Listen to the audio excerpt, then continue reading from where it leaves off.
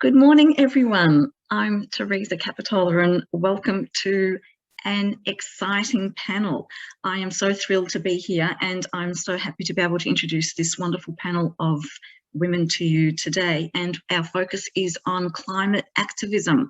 So those of you that have been listening in to Bob's presentation, absolutely mind-blowing presentation on masculinities and climate change. We've talked a lot about theory and about how we can think and conceptualize change. Now in this panel, we're going to talk to some women who are acting and making change happen. So I'm Teresa Capetola. I'm an academic at Deakin University in the School of Health and Social Development, and I'm also in the Health, Nature and Sustainability Research Group. I would first of all like to begin by acknowledging the traditional owners on the land in which I'm standing on today, which is the land of the Wurundjeri people of the Kulin Nations. And I would like to pay my respects to our elders past, present and emerging, and to traditional custodians of the lands who are here today. Welcome and thank you for your ongoing custodianship of these wonderful lands and waters. So I know that we are physically dispersed, but we are actually connected in our intent and purpose. So we are here together. I will do a quick welcome to the panel, and then we are going to show how well we keep time, because we have five presenters who have lots of things to say, and I'd also like to have some time for the Q&A. Our first panel speaker will be Fiona Armstrong. Fiona is an Australian woman of influence, and she's also the founder of the Climate and Health Alliance. And we look forward to Fiona in just a minute. Next up will be Professor Danielle Celermajer. She's the Deputy Director at the Sydney Environmental Institute at the University of Sydney. We'll then move on and we will have a presentation from Ella Simons, who's in School Strike for Climate in Melbourne, and Ruby Bron, who's School Strike for Climate in Sydney. And the young women have taken some time off work, and you can see they've just stepped out of their classes. And Dr. Blanche Burley is a postdoc research fellow at the Sydney Environmental Institute, also at the University of Sydney. So welcome to everyone. I'm going to throw to you, Fiona, and we'd like to know in 5 minutes all the actions that you've taken. Thanks so much, Teresa, and thanks for the opportunity to speak at this event today to the organisers and those who've pulled this session together.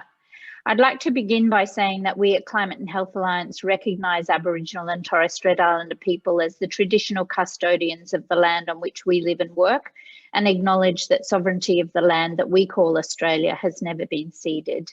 And at Climate and Health Alliance, we commit to listening to and learning from Aboriginal and Torres Strait Islander people and organisations about how we can better reflect Indigenous ways of being and knowing in our work. So the reason that we exist, the fact that climate change is the biggest global health threat of the 21st century, is the motivation for our work. It's the reason that I founded the Climate and Health Alliance, and it's the source of the deep concern that drives engagement with this work by so many health professionals and health organisations and institutions, not just here, but around the world. There are real and personal health impacts of climate change on our most vulnerable, babies who may never reach their full potential when they're born prematurely due to smoke from air pollution or smoke from bushfires, or compromised in utero from malnutrition. There are people with chronic illness or elderly people who are dying in heat waves. And this is the impact that this has on families, the healthcare sector, and how society is significant and growing. And as so many other people in this conference have noted, women are disproportionately affected by climate change. They're also disproportionately represented in those who are most concerned about it. Women recognise the systemic nature of this crisis and the integrated responses that are required to tackle it. Our patron, Professor Peter Doherty, pulls no punches when it comes to talking about the risks of inaction on climate change. He says, without urgent action on climate change, the conditions that underpin the health and well-being of the human population will be greatly diminished in coming decades.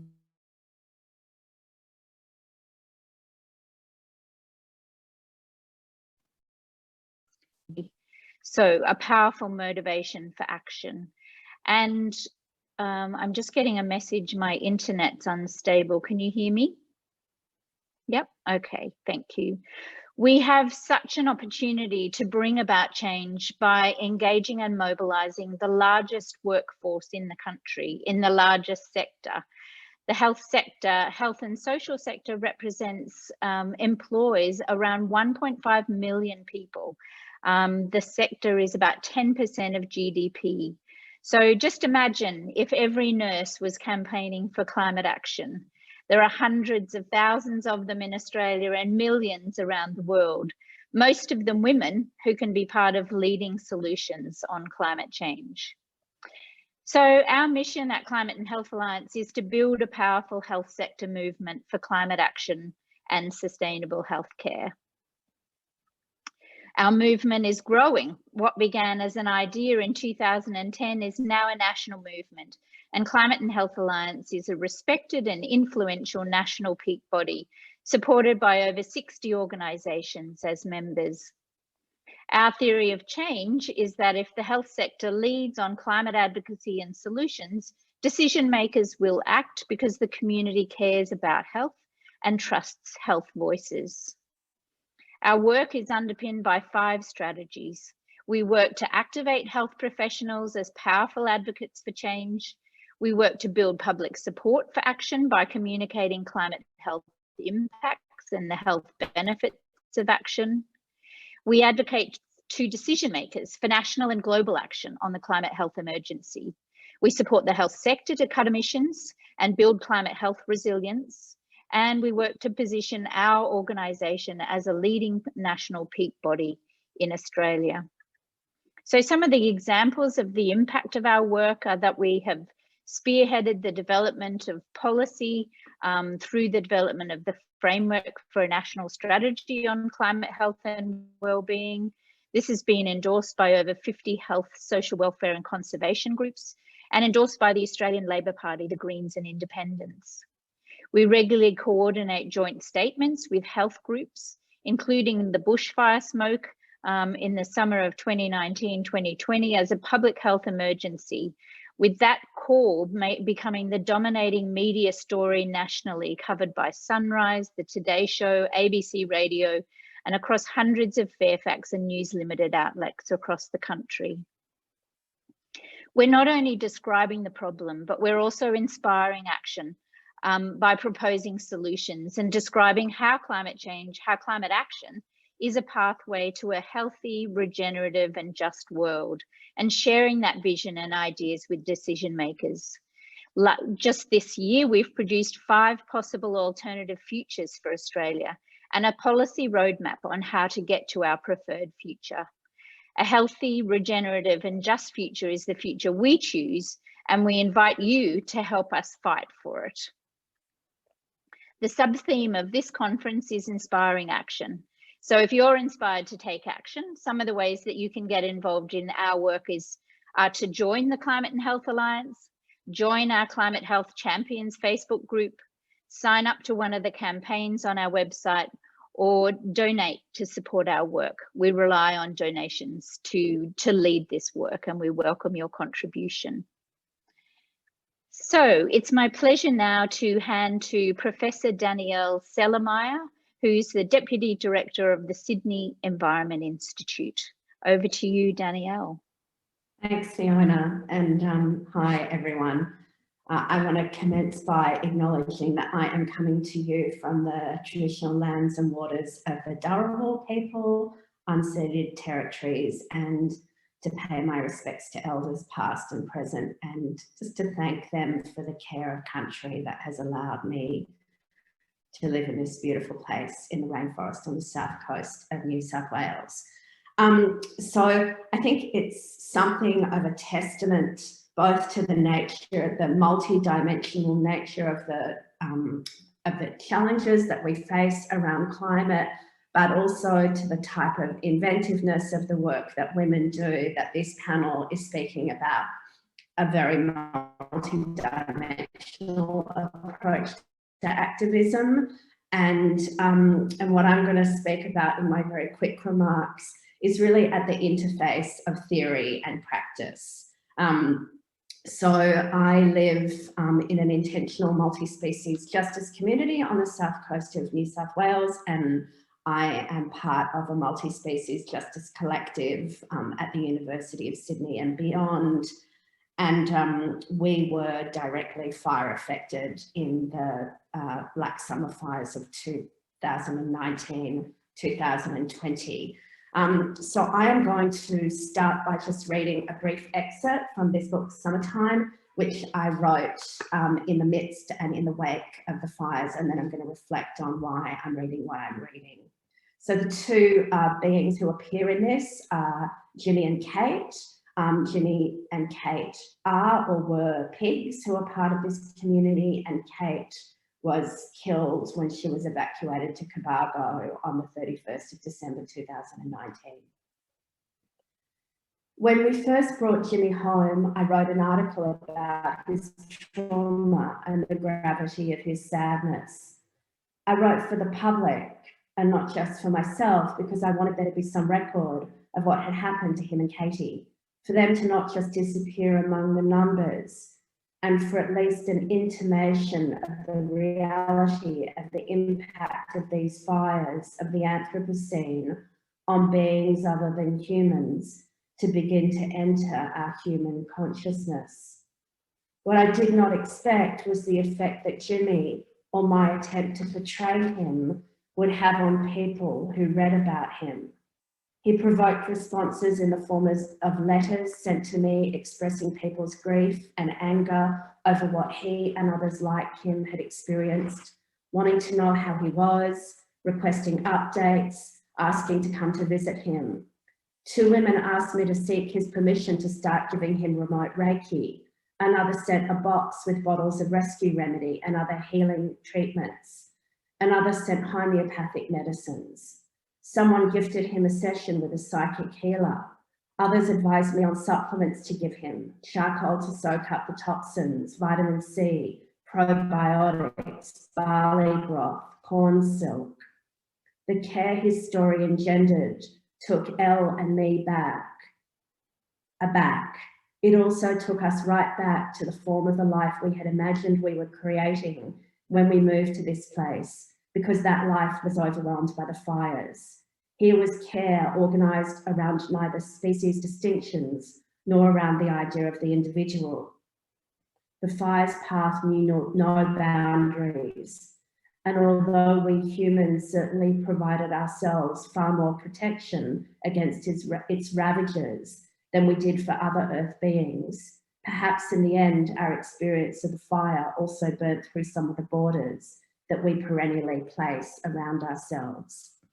Now, I wanted to read that excerpt really to bring out what I think is a very gendered perspective on ethics around climate catastrophe and disaster more generally. So my background is in justice between humans, environmental justice and animal justice. And for the most part, the kind of big theories of justice try and work out some principles that we ought to agree to, and then we organise the world around those principles. But the ecofeminist approach is quite a different one. It doesn't start with abstract principles, but with the actual encounters that we have with each other and with other beings, and the care that that provokes in us. What happens when we encounter others who are confronting what it means to live in the unraveling of the world that we're seeing. Now, there are, of course, very great dangers to that type of localism, that localism can become parochialism, and we can have greater alliances for those who look like us, who resonate with our worldviews. But what ecofeminists remind us of is that ethical or just action is motivated not only by abstract ideas, but by our affective responses with each other. and that emotions count, that emotions aren't a distraction from action, but emotions are actually built into our actions. And I've learned a lot about this from my colleague Blanche, that relationships count, that care is not the soft side of justice, but is itself a source of action. So I'm just going to very briefly read one other tiny passage before I pass on. I have come to doubt the idea that if only we could identify the grand plan for recovery, we would then be able to construct a world to realise it. That if only we could ascertain the correct principles, we could then follow them and attain something like justice or peace or safety. My guess is that it is going to be far messier than that, more a matter of forging the track than finding it. Definitely more a matter of collaboration than pioneering, which I think speaks to gender in many ways. So with that, I'm going to pass on to two women who are just an enormous inspiration for me and for so many of us, Ruby Bron and Ella Simons from the School Strike for Climate, who I hope to be joining on May 21st, and I hope many of us will. Thank you. Thank you so much. So my name's Ella Simons and I'm 14 years old. I've been part of School Strike for about 2 and a bit years now. So pre-September 20. And I think that I definitely got involved in activism shortly after the first school strike in Melbourne, which was on November 2018. And this was like a massive moment for me. I was like a year 6 kid, excited to go into high school, very scared, but I was always passionate about the environment and passionate about caring for things other than myself. I come from a background of Holocaust survivors, and I've been brought up, told the story of William Cooper, who is an Indigenous man who walked to the German embassy to deliver a letter on behalf of First Nations communities that the genocide going on was wrong. And so this story has always stuck in my mind in the fact that the Jewish community runs a walk every year in commemoration of William Cooper, and that my connection to the story of First Nations people is really strong, and that when I know that these people stood up for my family, and that's the reason my family is still alive, that in return, I should be fighting for justice for them. And I guess that story of my family being survivors fuels a lot of my passion for fighting for justice, and also specifically climate justice, in the fact that it includes a lot of things. It includes racial justice, it includes First Nations justice, gender equality, and just like encapsulates everything. So I'll let Ruby introduce and then we'll, yeah. So hi, I'm Ruby, and I'd just like to acknowledge that I'm speaking today on the Wongal land of the Eora Nation. I'm 15 and I got involved in the climate movement about last year, and I was really inspired, first of all, from the massive climate strike in 2019. I was again pretty young, and it just inspired me to see all of these amazing people talking about the climate and how passionate they were. And then I was really inspired to join the movement after the 2019 and 2020 bushfires, seeing how many people's homes were burnt, how many animals and nature was injured, and then the government's almost reluctant response to do anything about climate change, even though the bushfires were, you know, pretty heavily fueled by this, really brought to light that, you know, climate activism is still, or climate change is still a massive problem within Australia. I also come from a background of Holocaust survivors, and my grandma, who was the only person of her family who survived, she always taught me that I should fight for what I should believe in, and that it's really important to, you know, bring to light the problems within our society. And I think that this really inspired me whenever I'm doing any kind of activism work, because I always think of how when she was younger, you know, she was oppressed, and you know, we don't want that happening to anyone else. And so many people are oppressed because of climate change. And so that's definitely also something that brought me into the climate movement. I guess going back onto the talk of like bushfires, the 2019-2020 bushfires was like a moment that I think I realized that climate change is affecting every single person. Like, I am a very privileged person. I live in the city. And I'm nowhere near like the bush or being right next to where these fires were, but like this, whilst I was at school, you could see smoke. Like you couldn't see right in front of you because there was smoke in the cities. And I think like when I saw these effects happening so close to me, so close to my home, I realized how the world is deteriorating and like how this issue is suddenly affecting everyone, and that this something that people said, oh, it's happening in a few years, like it's happening right now. And in a few years, I mean, I think Ruby's the same, but like I can only vote in 4 years, and in 4 years it's going to be too late. Like it's not enough time. Yeah, Ruby.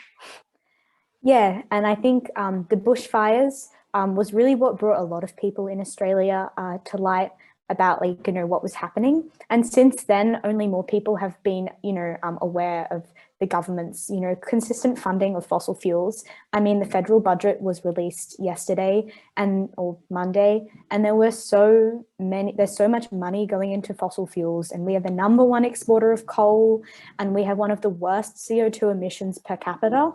And I think that this ignorance of climate change is something that we all really need to push towards. And we have a strike next Friday on May 21. And our slogan is Fund Our Future, Not Gas, because obviously we don't want gas to ruin our future. So yeah, I'll now pass on to Dr. Blanche Burley, who is a postdoctoral research fellow at the Sydney Environment Institute. Oh, thank you so much. It's a real privilege to be here. I also just want to acknowledge that I am beaming in from the stolen and unceded country of the Gadigal people of the Eora Nation. I set myself a bit of a challenge. I was hoping I could recap some of the things that other people have said on the panel. So I'm speaking off the top of my head here, but what I wanted to do through doing that was to tie together some of the threads about what people are, or what's underpinning the people on the panel's approaches to climate activism and what makes that feminist. So some of the things that I've picked up on is that the common concern for lived experience of climate change, whether that's of humans or non-humans, but thinking through the embodied experience of what it is like to live in a climate changed world. Some other threads were also around emotions, care work. So the health sector, you know, is all about caring, and also the feminized dimension of a lot of the care work that goes on. So I wanted to just start with that in order to take you to a bigger picture, which is I wanted to talk a little bit about how we understand climate and what a feminist perspective or philosophy of climate might be, and how we can develop climate activism from that. So building on some of those threads around embodiment, emotions, care, and also relations, a lot of the way that feminist philosophers think about climate is of climate as embodied, emotional, affective relations with both people and the more than human world. And so in comparison to science, like Bob was speaking about earlier, where we think of climate as something separate from us, a mechanical kind of system that we can know from a distance, through a feminist philosophy, we're understanding that we're embedded in those relationships of and as part of climate. And so when we think of climate as a set of relationships that we're a part of, to prevent climate change, we need to be engaging in those relationships. And that's one of the threads that I see running through what our fabulous presenters have spoken about here today, that what counts as climate activism is engaging in relationships with people, and also, well, human people and non-human people.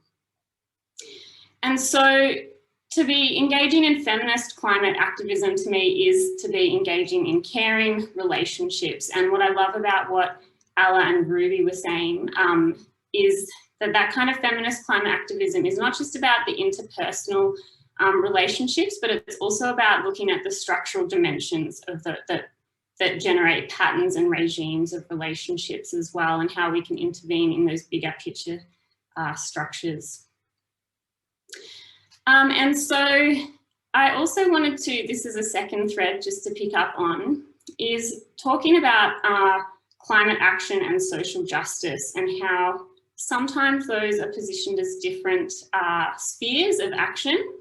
And part of that, I think, comes from us believing that climate impacts are purely kind of atmospheric phenomena.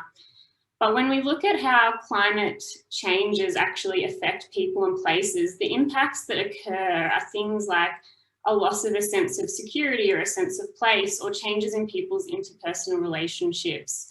And when we understand that those sort of social dimensions of the world contribute just as much to the impacts of climate change as the actual atmospheric phenomena do, we can understand that intervening in the social world that is experiencing that changing climate counts as climate action just as much as preventing emissions does. And I think that's one of the characteristics of the more kind of technological, managerial, masculine approaches to climate action, is to see it as purely this mitigation, emissions budgeting kind of thing, as though if we just reduce the emissions, we'll reduce climate impacts.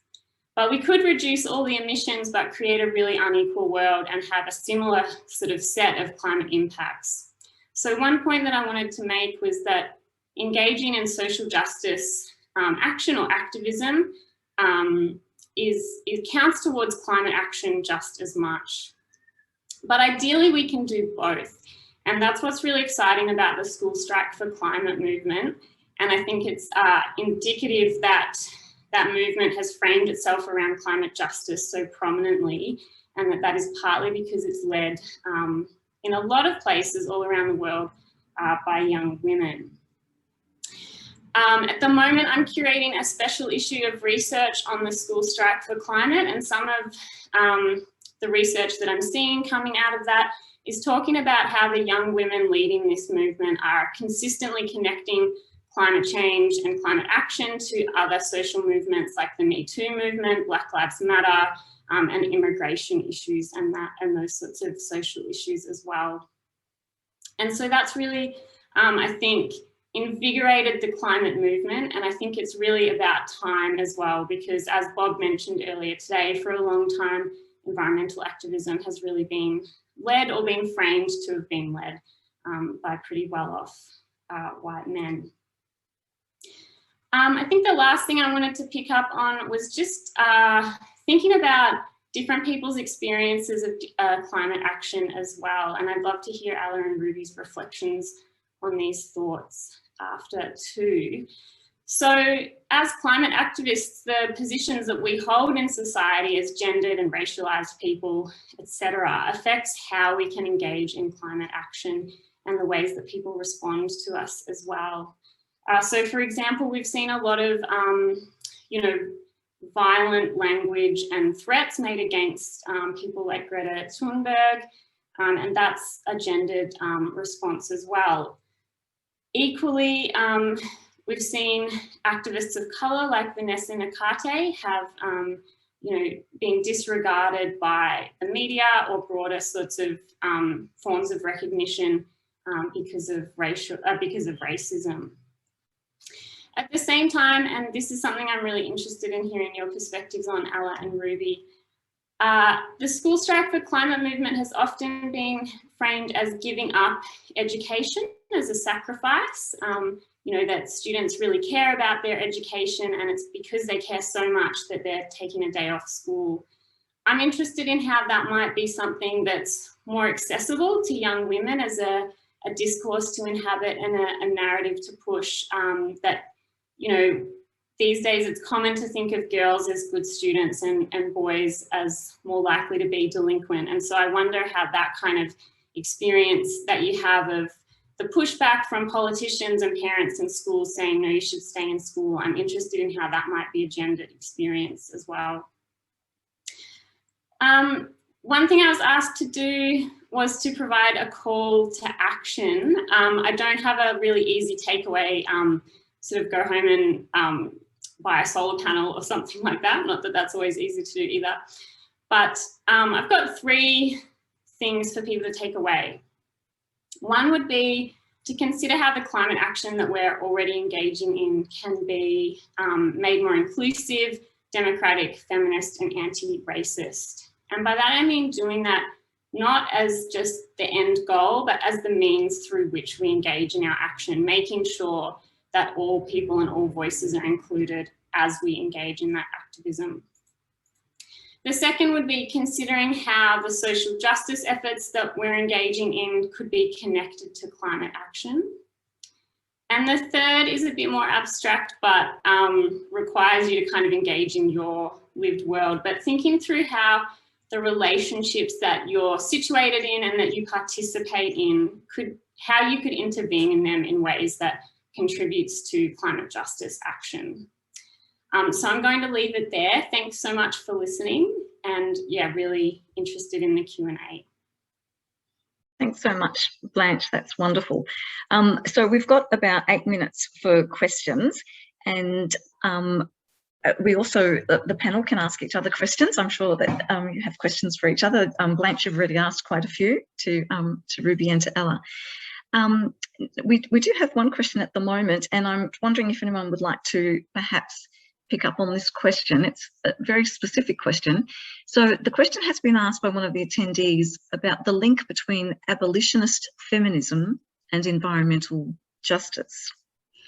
And the attendee would like to know, is there a link between prisons as sites of personal justice, but also environmental justice? Environmental. So prisons as personal violence, but also environmental violence. So it's a very specific question. I haven't heard anyone pick up on those issues from the panel. Danny, you're unmuted. Is that because you're going to have a go? I can say something quick, because yeah, I was. But Blanche, you go ahead if you've got something to say. All right, I'll have a go, but you can add. It's not my... Okay, I'll go. So there are a number of...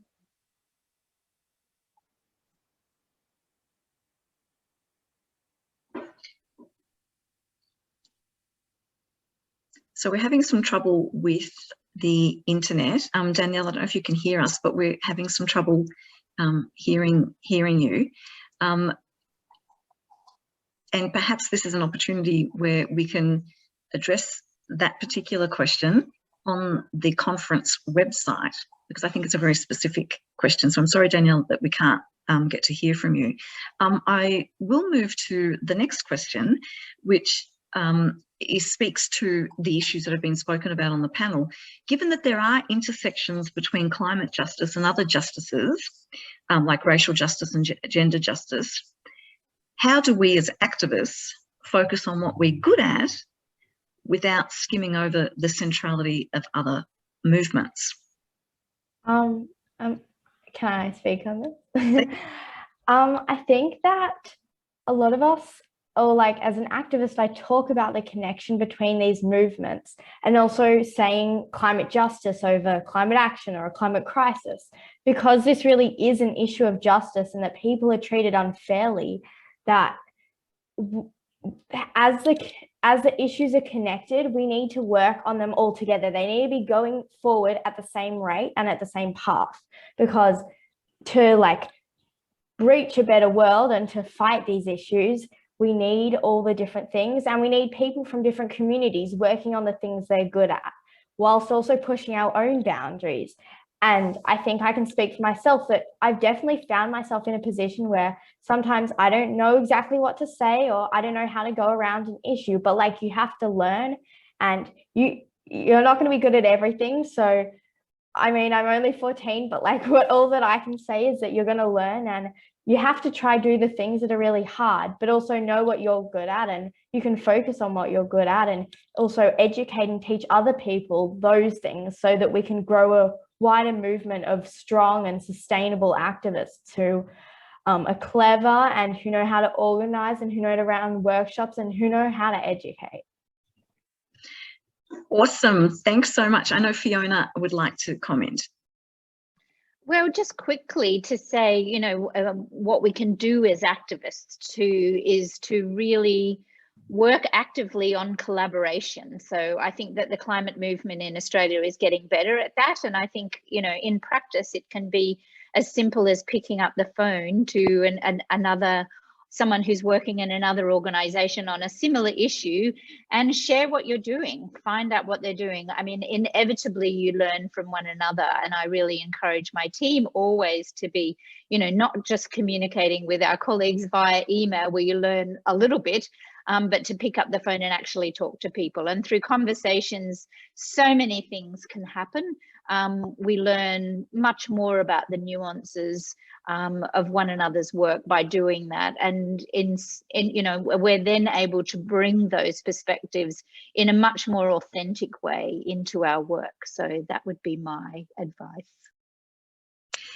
Danielle, do we have you back on? Did you want to make a comment? Well, maybe I'll just make a quick comment. Can people hear me? Am I okay now? Yeah. That links that with the earlier question, that I think, you know, as Blanche said, when we realise that many of the roots of the environmental crisis are the same as the roots of systematic racism and anti-blackness, you know, heteronormativity, violence against women, you know, a neoliberal capitalism that treats bodies, whether they're human bodies, race bodies, gender bodies, animal bodies, as resource for consumption. When we realise that, I think that intersectional activism kind of follows as a matter of course, because you realise that all the fights, when we recognise the systemic roots of those multi-dimensional oppressions, then it's not a matter of, oh, this is the right thing to do, but we realise that we're all fighting a very similar battle, although I would rather not. We're all trying to address similar multi-dimensional problems in less militarised language. If I could, thank you so much, Danielle. If I could just hand over to Ella and to Ruby perhaps for the final words, and then I would like to close up the panel for this morning. So Ella and Ruby, do you have any final words you would like to share with us? My thing would just be to listen, and to actively listen. If someone's trying to tell you something, take in what they're saying and learn from it, and reach out to people to learn from them. Reach out to First Nations people and engage other communities, go outside of your boundaries to learn, because you'll always be learning, and it might not be in a setting you think you're going to learn in, but yeah. Ruby? And be at May 21st, right? Be at the strike. Thanks Ella. Ruby? Yeah, similar to what Ella said, I think it's really important that we all address you know, different movements within the climate justice movement. So, you know, we're always trying to make our strikes as accessible as possible. And if someone comes to us and they're like, oh, you know, I can't participate in the strike because of this, we're always trying to change our ways to do that. And yeah, as Ella said, it would be great to see as many of you as possible at May 21. Both Ella and I are the MCs for our strikes. Well, we're in good hands, I think, and it's a wonderful note to finish on. Sometimes it can be a little bit distressing and a bit overwhelming talking about climate change and activism in climate change, but I think we've got some strong and wonderful young women at the helm, so go girls, awesome. I'd like to formally thank Fiona Armstrong from the Climate and Health Alliance, Professor Danielle Celermajer from the Environmental Institute, Ella Simons and Ruby Bron from the School Strike for Climate, and Dr. Blanche Burley, also from the Sydney Environmental Institute. Thank you very much to the panellists, thank you to the attendees, and onward, upward and forward we go, guys.